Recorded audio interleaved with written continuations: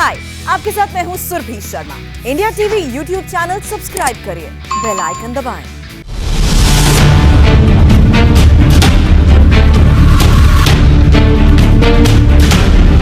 नमस्कार, election show शुरू हो गया है। मैं हूं सुरभि शर्मा। 9 महीने तक लगातार यूपी और पंजाब की चुनावी खबरें आपको बताऊंगी। हमारी नजर होगी योगी पर, कैप्टन पर। अखिलेश यादव और प्रियंका गांधी क्या क्या करेंगे, ये सब आपको मैं बताऊंगी हमारे शो अब की बार किसकी सरकार में। यूपी और पंजाब से आज कौन सी 3 बड़ी खबरें आई हैं, बिना देर किए सबसे पहले शुरुआत हेडलाइंस के साथ।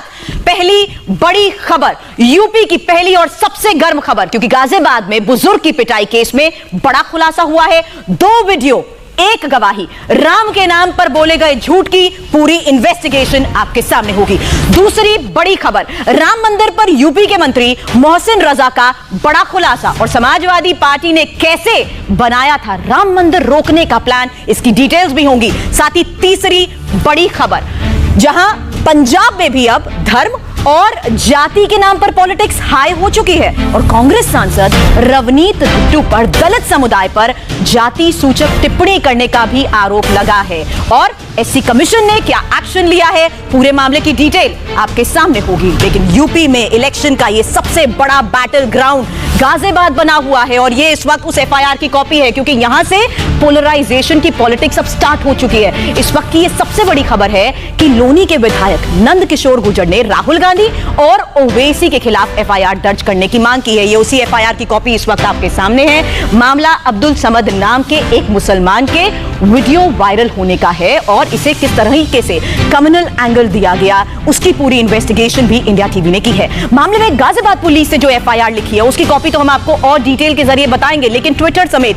कुल 9 आरोपी इसमें बनाए गए हैं और एफआईआर में 7 नामजद आरोपी हैं, जिनमें खुद को फैक्ट चेकर के तौर पर भी पेश करने के लोग शामिल हैं, जिनमें कुछ पत्रकार भी हैं। एफआईआर का पहला पन्ना इस वक्त अब आपके सामने है, क्योंकि इसी पहले पन्ने में मामले को किस तरीके से सांप्रदायिक रंग दिया गया, उत्तर प्रदेश में कैसे शांति को भंग करने की पूरी साजिश रची गई, वो डिटेल है। साथ ही वो तमाम नाम भी इसमें हैं जिनके खिलाफ एक्शन की बात हो रही है। लेकिन यूपी में माहौल खराब करने के लिए राम का नाम कैसे लिया गया, क्यों लिया गया, जबकि राम का नाम इसमें शामिल नहीं था, मामला पूरा ताबीज का था। इंडिया टीवी ने केस में पूरी पड़ताल की है। अब आपके सामने 2 वीडियो मैं दिखाऊंगी और इन वीडियोस में किस तरीके से पूरे मामले की जांच के बाद बड़े खुलासे हुए हैं वो भी जानना बहुत जरूरी है। ये पहला वीडियो आप देख रहे हैं जिसमें अब्दुल आपको नजर आ रहे हैं। अब्दुल समद नाम के ये व्यक्ति हैं जिनसे पूरे मामले की जांच भी की गई है और पिटाई और पुलिस केस से ये पहला वीडियो है जिसको देखने के बाद भी ये साफ हो जाता है कि मुद्दा राम का नहीं है, मुद्दा ताबीज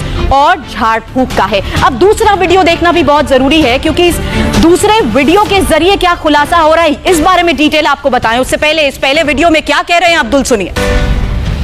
इंतजार में क्या भेजो, क्या भेजा के ये मेरे बस में कर दो। हाँ, मेरे घर के ने जो तमीज वो सब दे के गए हो। अच्छा, हाँ बस जी सब इंतजार के कहने से क्या, इंतजार के कहने के ये झूठ तो फोन बोल के गया ना, तू ये कर दो वो कर दो, मतलब भूत थारे पड़े थे, झूठ रहे थे नहीं ये। हाँ हाँ, इंतजार ने क्या भेजा था तुझे, कहा कि ये मेरे पेपर में आ जाना चाहिए।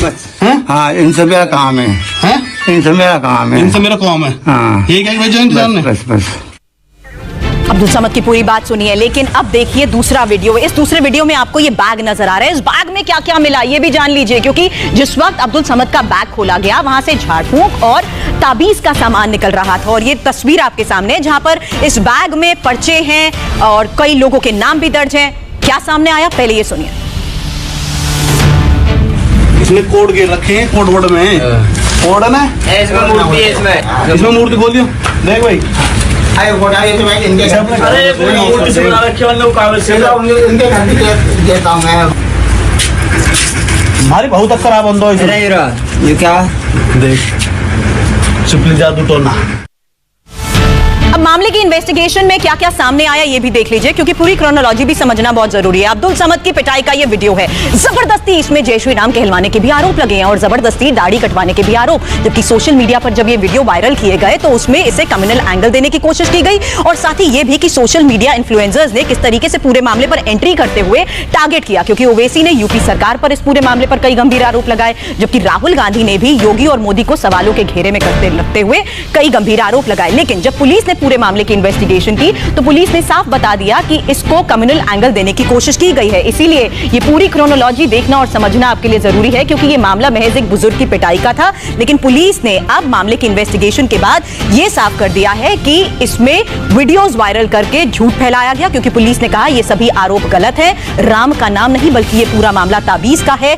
और अब इन्वेस्टिगेशन करते हुए ट्विटर समेत 9 लोगों पर एफआईआर भी दर्ज की गई है। तो अब्दुल समद की पिटाई के मुद्दे पर राम और वंदे मातरम का मुद्दा सबसे पहले लोनी गाजियाबाद के समाजवादी पार्टी नेता उमेद पहलवान ने ही घुसाया था, और अब लोनी से ही इसका सच भी सामने आ रहा है। लोनी में सामाजिक रूप से सक्रिय मुफीद आलम ने मौके पर मौजूद गवाहों से बात करने के बाद उमेद पहलवान का सच भी बताया, और मुफीद आलम जिला परिषद का चुनाव भी लड़ चुका है।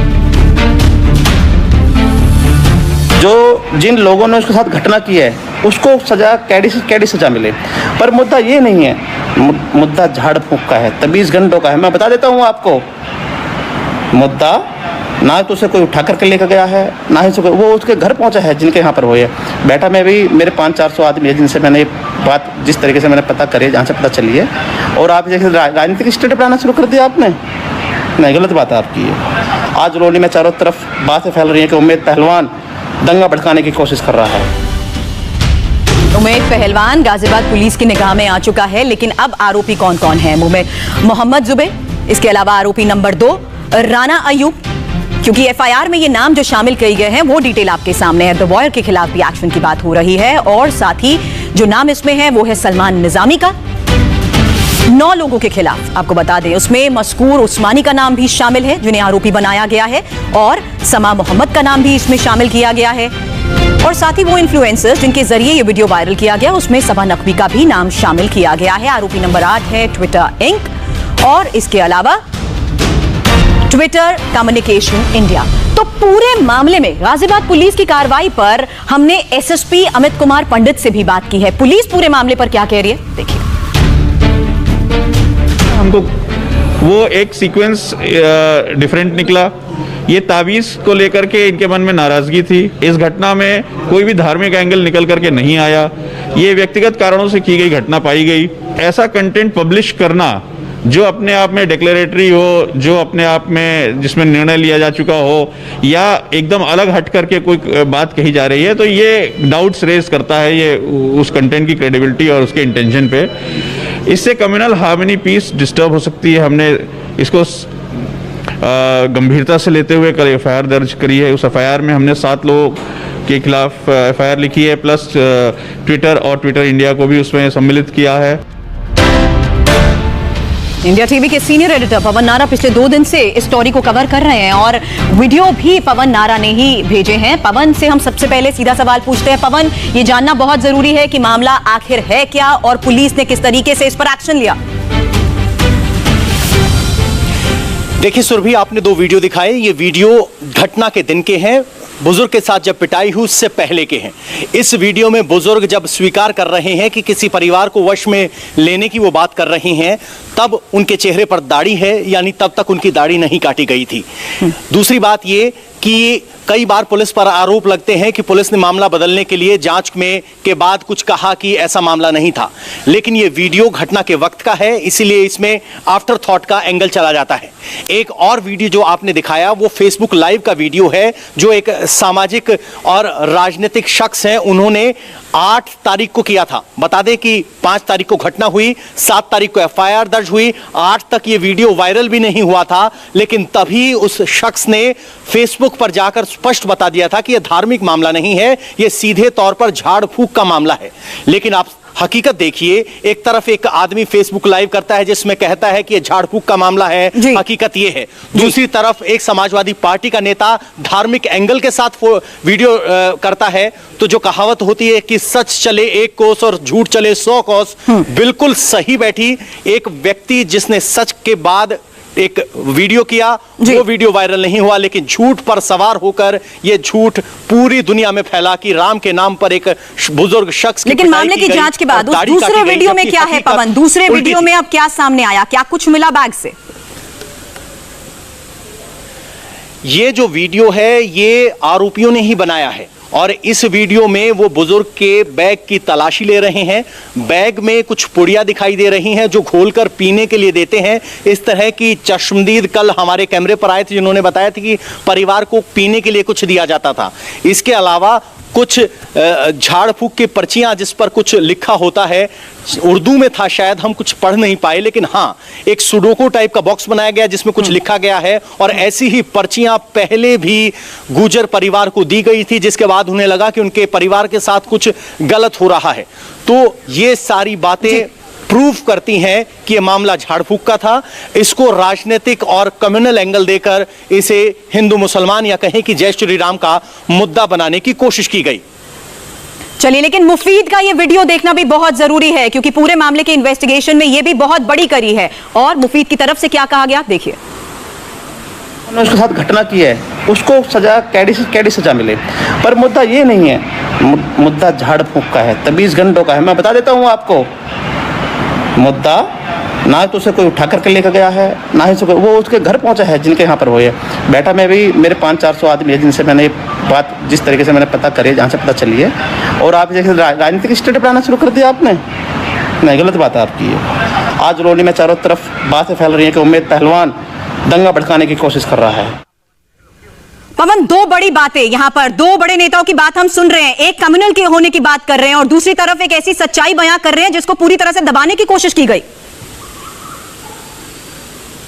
जी बिल्कुल सुरभि, सबसे बड़ी बात है, अगर कोई अब ये बात वीडियो पर कहे या फेसबुक पर कहे तो आप समझा जा सकता है कि वो किसी तरीके से पुलिस से या किसी पार्टी से प्रभावित हो सकता है। लेकिन हमें नहीं भूलना चाहिए, जो वीडियो आपने अभी सुनाया वो 8 तारीख का है, मामले के 3 दिन बाद का। तब तक ना ही इस तरह के जय श्री राम के नाम का कोई वीडियो वायरल हुआ था, ना ही इस खबर पर विवाद हुआ था। और उसी वक्त वहां के एक नागरिक ने फेसबुक पर आकर सबके सामने ऐलान कर दिया था कि यह मामला झाड़ फूक का है। और दूसरी तरफ एक और गौर करने वाली बात यह है कि ये जो घटना हुई ये लोनी इलाके में हुई। ये बुजुर्ग बुलंदशहर से रहते हैं। अगर किसी के साथ कोई दुर्घटना होगी तो गांव के सरपंच के पास जाएगा या जहां वो बुलंदशहर में रहता है वहां के किसी प्रतिनिधि के पास जाएगा। लेकिन ये पहुंचते हैं समाजवादी पार्टी के पहलवान के पास और वो इनको हाईजैक करके एक फेसबुक लाइव करते हैं जिसमें ये सारे आरोप लगते हैं कि वंदे मातरम करने के लिए कहा गया, जय श्री राम करने के लिए कहा गया, जो इस वक्त इस और इशारा कर रहा है कि उनका राजनीतिक इस्तेमाल हुआ और इस मामले में धार्मिक विद्वेष फैलाने की कोशिश की गई। आपको बता दें कि यूपी पुलिस वजह है कि ये दो वीडियो जो सामने आए हैं वो बहुत मायने रखते हैं और इन दो वीडियो के जरिए एक ऐसी सच्चाई सामने आ रही है जिसमें ये बात भी साफ हो जाती है कि पूरा मामला अगर हम देखें तो अब्दुल समद के बहाने सारी ये लड़ाई पश्चिमी यूपी की है, जहां पर हमने देखा कि किस तरीके से मुस्लिम समुदाय का वोट काफी मायने रखता है और बहुत अहम है क्योंकि पश्चिमी यूपी का ये जातिगत समीकरण समझना जरूरी है, जिससे ये भी आपको पता लग जाएगा कि किस तरह से पोलराइजेशन पॉलिटिक्स यहां पर हो रही है और क्यों हो रही है ये भी जान लीजिए। पश्चिमी यूपी में कुल 10 जिले हैं, सहारनपुर, शामली, मुजफ्फरनगर, मेरठ, गाजियाबाद, इसके अलावा आपको बता दें हापुड़, गौतम बुद्ध नगर, बुलंदशहर, बागपत, बिजनौर। और अगर पूरे यूपी की बात करें तो यहां पर 19% मुस्लिम आते हैं। ये 10 जिले आपके सामने पश्चिमी यूपी के हैं, लेकिन यूपी में 30% के आसपास ओवरऑल मुसलमान वोटर हैं। मेरठ, मुजफ्फरनगर, कैराना, सहारनपुर और बिजनौर ऐसी जगहें जहां पर 35% मुस्लिम वोटर हैं। तो किस तरीके से ये पूरी पश्चिमी यूपी को लेकर लड़ाई है ये आपने जान ली। लेकिन धर्म के नाम पर एक और कंट्रोवर्सी अयोध्या के राम मंदिर पर चल रही है और जमीन सौदे में विवाद खड़ा करने की कोशिश पर यूपी के मंत्री मोहसिन रजा ने बहुत बड़ा खुलासा किया है। मोहसिन रजा ने अमेठी में क्या कहा, देखिए।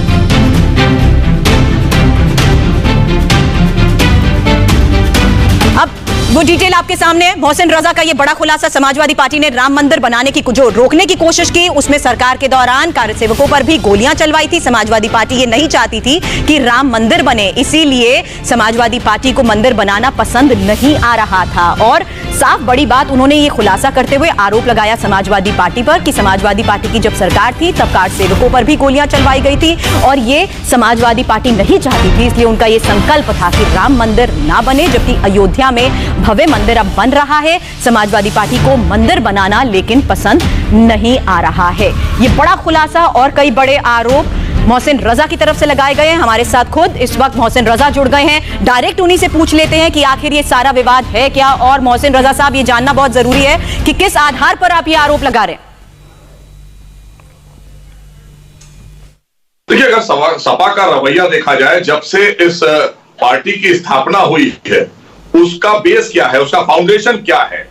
आखिर उसमें उस वक्त राम भक्तों पर, कार सेवकों पर गोली जब चलवाई गई थी और उसके बाद इसकी स्थापना की गई थी, क्योंकि मुलायम सिंह यादव जी उस वक्त मुख्यमंत्री थे उत्तर प्रदेश के, और वहां राम भक्त जा रहे थे, वो आस्था के लिए जा रहे थे, दर्शन के लिए जा रहे थे, उन पर गोली चलवाई गई। रवैया साफ हो गया ना समाजवादी पार्टी का, क्योंकि स्थापना ही राम भक्तों के हत्या पर रखी गई।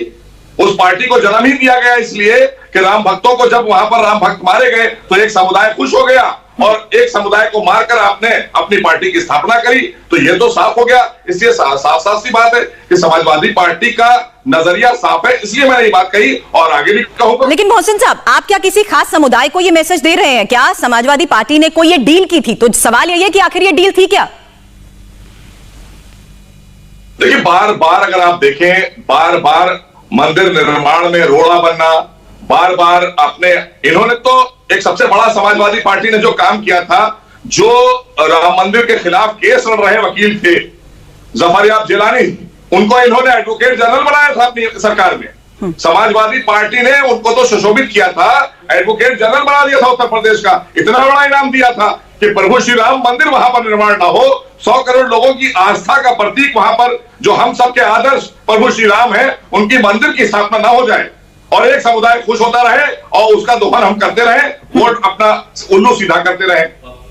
चलिए, तो मोहसिन रजा साहब की ये पूरी बात हमने जानी, लेकिन ये ताजा बयान राम मंदिर पर फैलाई गई उस कंट्रोवर्सी के बाद आया है, और ये कंट्रोवर्सी आपको पता है कि जमीन के एक टुकड़े की है, और पूरा मामला भी अब हम आपको समझा देते हैं। क्योंकि अयोध्या में जिस जगह पर रामलला विराजमान होंगे वो मुख्य द्वार रहेगा, जो कि 2 एकड़ की जमीन पर बन रहा है। इसके अलावा ये भी हम जानते हैं कि इसके चारों तरफ 67 एकड़ की वो जमीन है, 67 एकड़ की वो जमीन है। कुल 70 एकड़ जमीन मंदिर ट्रस्ट के पास है, जिस पर पूरा राम मंदिर परिसर रहेगा। यहां पर म्यूजियम भी होगा, सीता रसोई भी होगी, और इसके अलावा मंदिर के आसपास की जो 70 एकड़ जमीन है जो खरीदी जा चुकी है, और 50 प्लॉट ये ट्रस्ट ने इसमें से लिए हैं। इसमें एक प्लॉट मंदिर से 2 किलोमीटर दूर है, और ये प्लॉट है 12,080 वर्ग मीटर का, और इसी की खरीद को लेकर ये पूरा विवाद है। सिर्फ 5 मिनट में 2 करोड़ की जमीन को 18.5 करोड़ में बेच दिया गया, और समाजवादी पार्टी ने घपले के भी आरोप लगाए हैं। साथ ही आपको यह भी बता दें कि कुसुम पाठक और हरीश पाठक ने 18 मार्च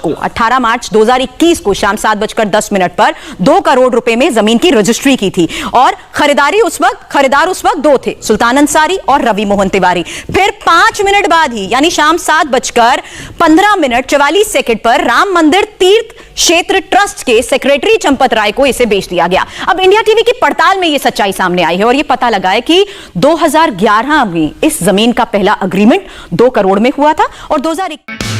हाय, आई एम सुरभि शर्मा। खबरों से अपडेट रहने के लिए India TV YouTube channel subscribe करिए, साथ में बेल आइकन जरूर दबाएं। जुड़े रहें इंडिया टीवी के साथ।